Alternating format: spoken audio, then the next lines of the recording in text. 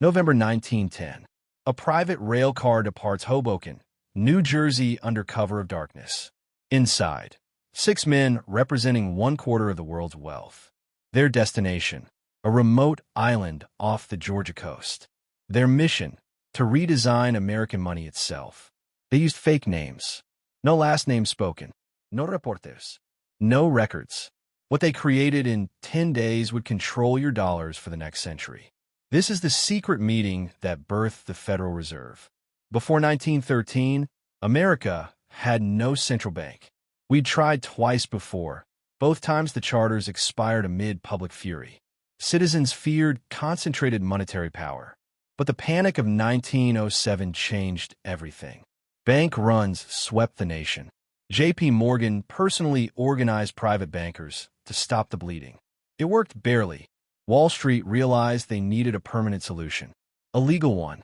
Senator Nelson Aldrich, J.P. Morgan's father-in-law and the most powerful Republican in Congress, had a plan. But it couldn't look like a banker's scheme. It needed cover, academic credibility, secrecy. So Aldrich's private secretary arranged it. A duck hunting trip to Jekyll Island Club, an exclusive resort owned by America's richest families. The guest list: Aldrich, Assistant Secretary of Treasury, A. Piatt Andrew, Senior Partner from J.P. Morgan and Company, the head of National City Bank, and Paul Warburg, a German immigrant and banking theorist who'd been pushing for a European-style central bank. 7 men, 10 days, 0 public oversight. What they built wasn't called the Federal Reserve yet. That marketing came later. The Jekyll Island Plan created a decentralized network of regional reserve banks, privately controlled but government-sanctioned, with monopoly power. 1. Issue a new elastic currency, paper money that could expand and contract with economic need. 2. Set interest rates, controlling the price of borrowing across the entire economy. 3. Act as lender of last resort, bailing out banks in crisis. Here's the elegant trick. The Fed would be owned by private banks, but appear public. It would be run by bankers, but overseen by a government board. It would create money from nothing, backed not by gold, but by government debt. Think of it as a sovereign credit card with no limit, where the banks hold the card and taxpayers hold the bill. Warburg called it the Aldrich Plan. Aldrich called it salvation. Critics would call it the money trust made legal. There was one problem.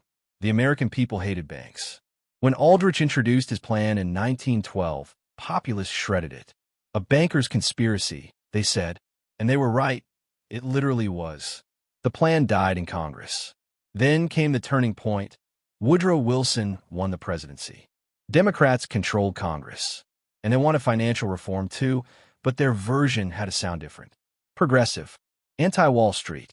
So they rebranded it. Carter Glass and Robert Owen reworked the Jekyll Island blueprint.